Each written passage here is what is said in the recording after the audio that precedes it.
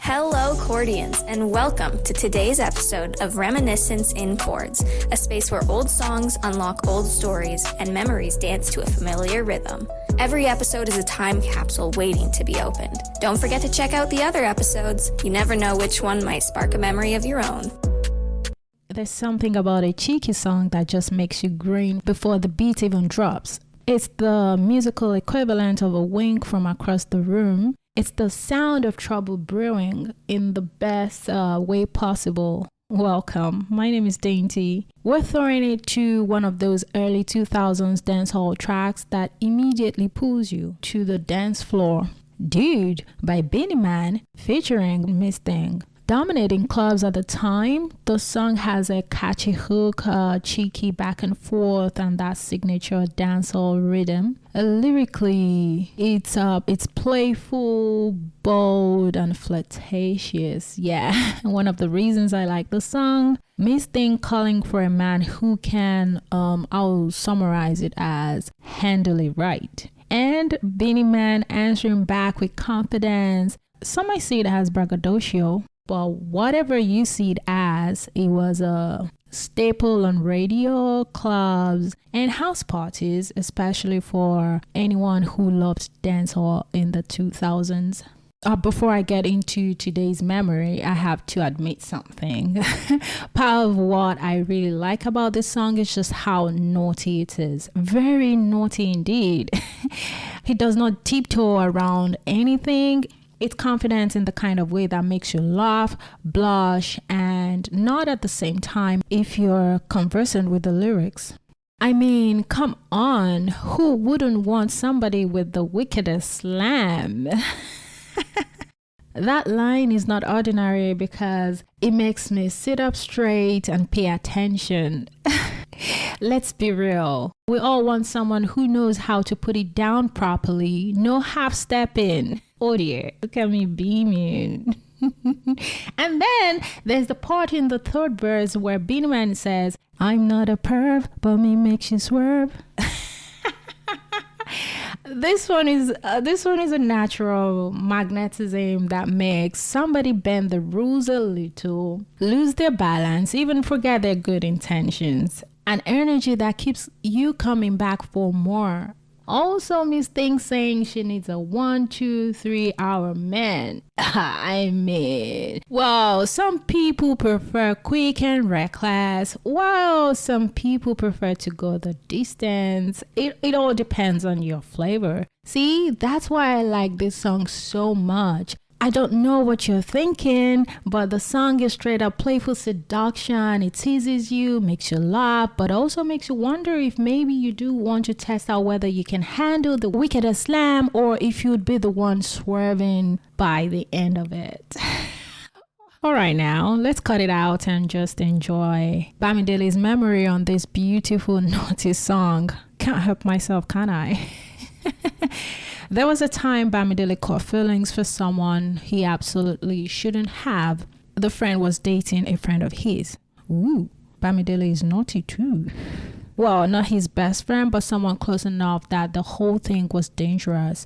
And that's what made it so complicated. The risk was always right there like a shadow. Bamideele met her through the friend at one of those casual hangouts where everyone gathers at somebody's place to drink, talk and laugh. Perhaps too loudly. The first time they locked eyes, it felt like the room shifted just slightly, like something invisible had clicked into place. It was not love at first sight, but it was enough to make him notice her more than he wanted to.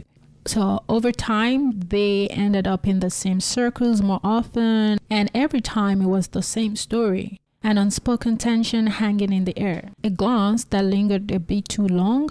A smile that felt like it was carrying a secret, jokes that seemed harmless to everyone else, but between them, they carried a double meaning. He could tell she felt it too, because her boyfriend, his friend, would sometimes look between them, confused, like he was missing the punchline. Bamideele kept telling himself it was harmless, that he wasn't crossing a line. After all, nothing ever happened. But there is a kind of intimacy that builds quietly in the silences and in the things you don't say out loud. Aha!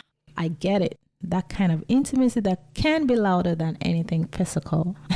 Not my story, so I'm just gonna go on. One night, a group of them went out drinking. The energy was light and playful, and at some point, she leaned in close enough for her perfume to catch him off guard. And she whispered something like, "If things were different, you'd be in trouble with me." He laughed, but it was the kind of laugh that doesn't come from humor.